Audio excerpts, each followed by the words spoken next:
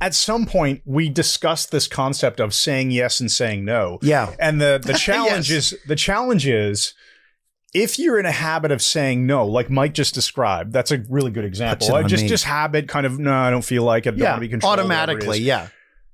Reframe or introduce a new step, interrupt your own pattern and go, is there a good reason for saying no? And if you can't think of one, like a genuine reason, say yes automatically to experiment with new things in your life. That's a good one. I've actually been doing it the opposite. I've been saying, why might be a good reason to say yes?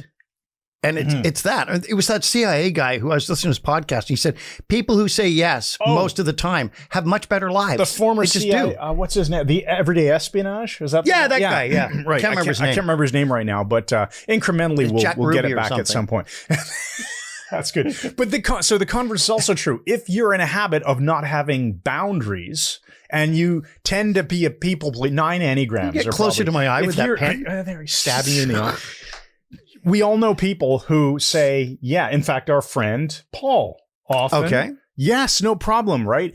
Can you throw more capital in to support the company? Can you do this? Yes, can you do that? sure. How much do you need? I can't afford it, but let me throw it in. Yeah. Get to the point of remortgaging their houses to help out a situation. Because they've incrementally said yes, yes. And then you become the guy who is the doormat because you say yes all the time, even when it's not in your best interest.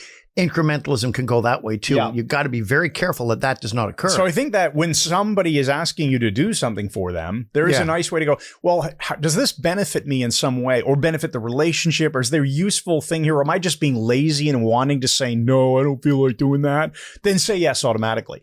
But if there's a boundary issue, like it's now going to occupy a bunch of your time, can you help me move again kind of thing? Oh, man. Or whatever it is. It's like, you know what? No, I'd love to help you, but I can't. I'm not free or whatever it is. Establish boundaries and be safe. Now, when you can do that incrementally, right? You can incrementally go, you know what?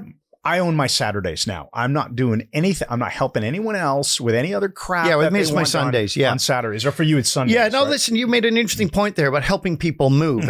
I just decided at one point in my life, having helped a lot of people move and having moved myself, I don't do it anymore. And it's one of the first things I say when I build a friendship with someone. I say, I just want you to know, if you ever decide to move, hire movers. Yeah. I'm not helping you. It's not something I do. That's right. If you can't hire movers, you shouldn't be freaking moving unless they're throwing you living in the street. Now, here's the thing.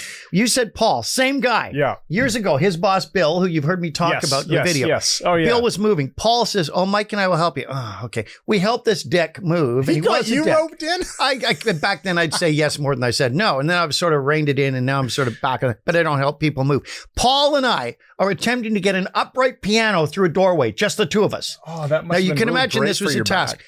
And there's a step we got to go up. And I've got he and I are at the one end and there's two other guys at the other end. And we've been moving this damn heavy piano. And, I feel like I'm going to rupture myself and my testicles drop down to my knees. Do yourself a disservice. Do myself a disservice. So I'm struggling with the piano, like Jack the frickin' piano struggler. Yeah. And as I'm pulling, I said, Paul, we can't both fit through the doorway. True story. I said, let go really carefully. I'll see if I can take the entire weight of this end of the piano.